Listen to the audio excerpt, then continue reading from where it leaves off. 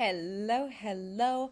I just finished making two lesson plans for Thanksgiving that I am just so excited to use, and I really couldn't wait to share them with you. So, with that, let's jump right in to these two Thanksgiving lessons. One is going to be really for kindergarten through third grade, and the other one is going to be a little bit older. There's going to be some assessments, some movement breaks, all that jazz. Let's jump right in. The first thing that I would do for my kindergarten through second, third grade is do a quick scarf dance. Now, what's great about that is I put it right in the lesson right here. So if you are going to grab this lesson and the other one and my entire curriculum to try for a free month, then it's going to be right there for you. But what's great is if you also just check out my YouTube channel, then you can see all the autumnal scarf dances that I have just recently posted.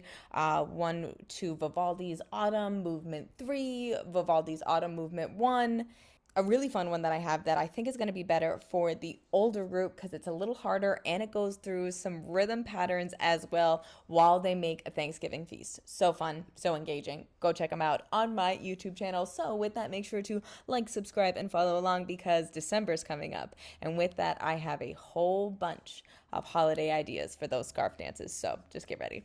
All right, so the first thing that I would do is I would get my students moving with a quick scarf dance. Then I would jump right into a review on some solfege because they will need some solfege for this lesson. All right, they're going to need do, re, mi, fa, and sol. I'd go through, I'd have them practicing the hand signs. As always, if you download any of my lessons, make sure you are always in slideshow because I love using animations. To me, it's just an easy way to get some visual learners an easy way to learn.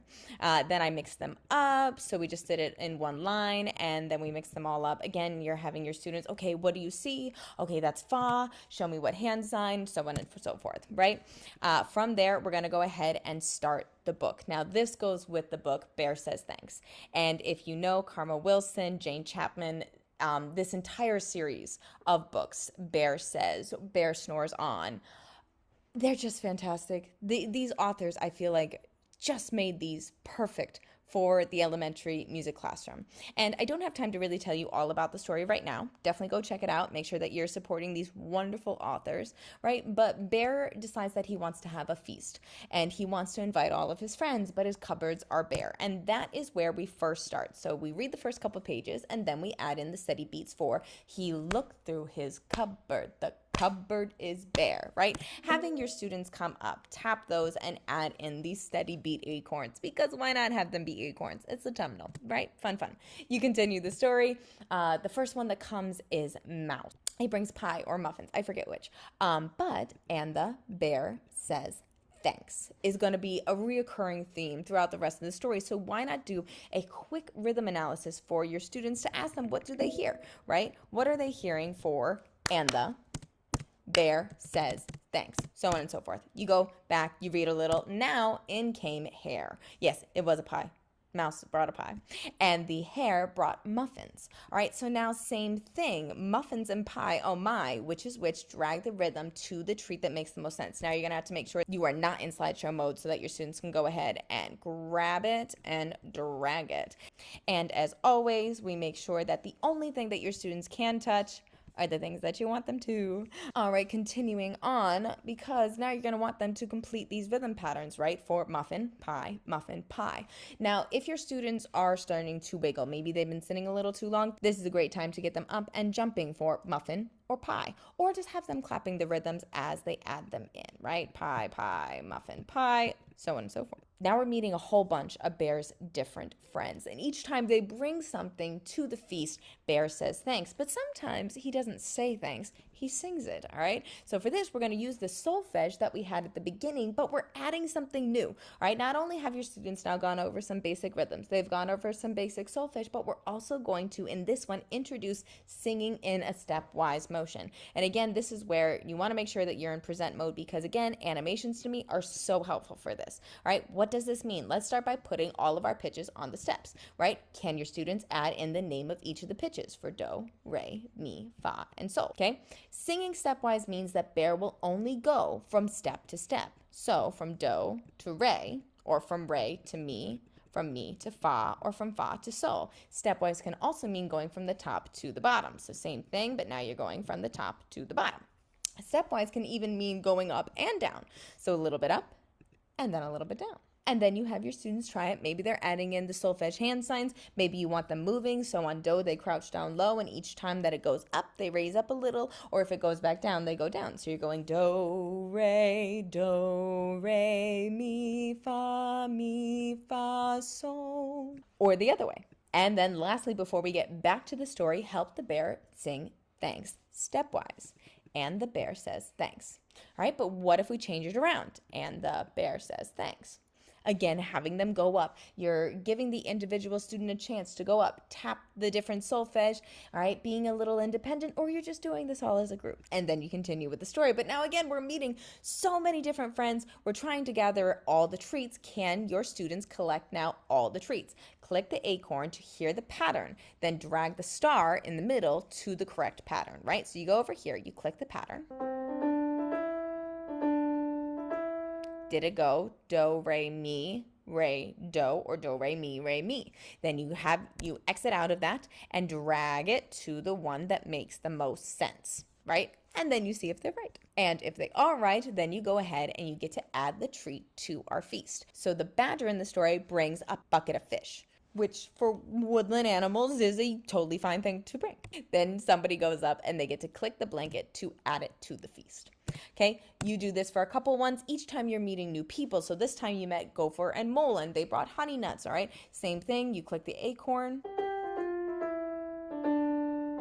Your students then drag the star and then you add their treat, which was honey nuts. Okay, you do that for each different one. So for this one, you saw Raven with his pears. You saw Wren and Owl with their herbal tea. Did I mention that this is just a very endearing story? All right, at the end, Bear is now very upset because all of his friends brought these wonderful treats. He didn't have anything. And Mouse is like, whoa, Bear, don't worry about it. You brought us all together, and now you can share with us your story. All right, so it's all about friendship. It's all about gratitude. It's all about being thankful. And now your students get to drag the animals, all the ones that we met, to the box that make the most sense. Are they dragging it to a ta or a tt? For bear, owl, for mole, for gopher, for wren, so on and so forth. Then you finish up the story, and at the end, you can have your students make their own Thanksgiving feast with another one of my rhythm play-alongs that, again, you can find on my YouTube channel for something simple, just tas and TTs. Because, again, this is really for kindergarten through second grade. Now we're going to go ahead and check out my second lesson that I just finished creating, which goes along with the book, Sharing the Bread, all right? Again, this is another one that I would start with the scarf dance, but I would start with a little bit more of a challenging one.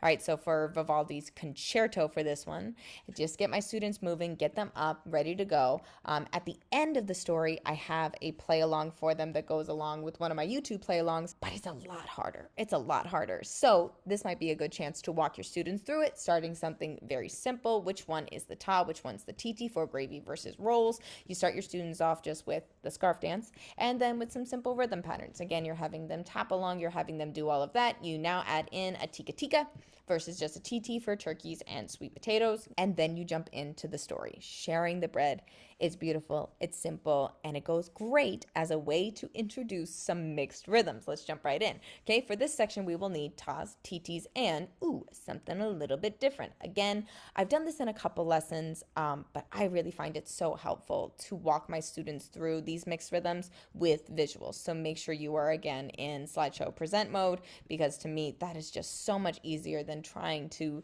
have them hear a tika and only hear it versus being able to see it, clap it, move to it. So the first thing that happens in the book is everyone gets a job in order to make the Thanksgiving celebration.